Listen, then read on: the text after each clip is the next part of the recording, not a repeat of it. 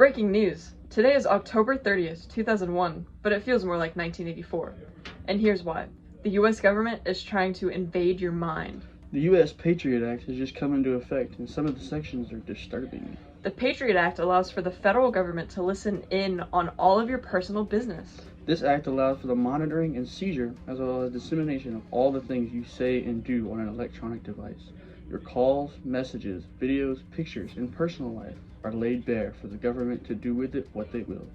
This act was put in action due to the tragic 9/11 attacks and the sudden panic over domestic terrorism that ensued shortly after.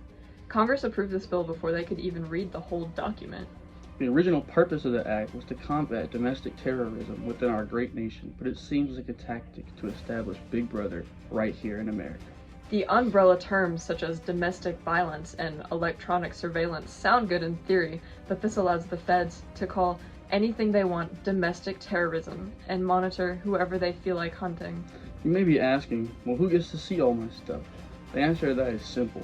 Every government entity who is related to or is friends with the NSA, much like the party in 1984 and their Ministry of Love, who acted as the surveillance masters in Oceania. They see and punish you for everything you do that they pretend is wrong.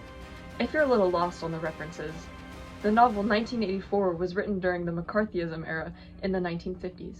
U.S. Senator Joseph McCarthy feared the Soviet Union, and that caused him to advocate strongly against communists. President Truman signed an executive order which allowed federal employees to be screened for possible association with organizations deemed totalitarian, communist, or subversive, or advocating to alter the form of government of the United States by unconstitutional means. This is awfully familiar. Right. This executive order is what caused a real-life 50s witch hunt for communists. This was the inspiration for George Orwell to write the famous novel about totalitarian governments controlling, obsessively monitoring, and brainwashing its citizens. Similar to the government actions of the Red Scare, President Bush signed the Patriot Act in an attempt to allow the NSA to spy on people the government believed to be domestic terrorists. The actions of the federal government in establishing the Patriot Act of 2001 are an attempt to surveil and control the American people.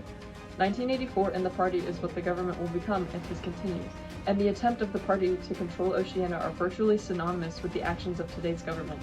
So make sure to watch yourself and be careful with what you say, for they hear everything and they arrest everyone.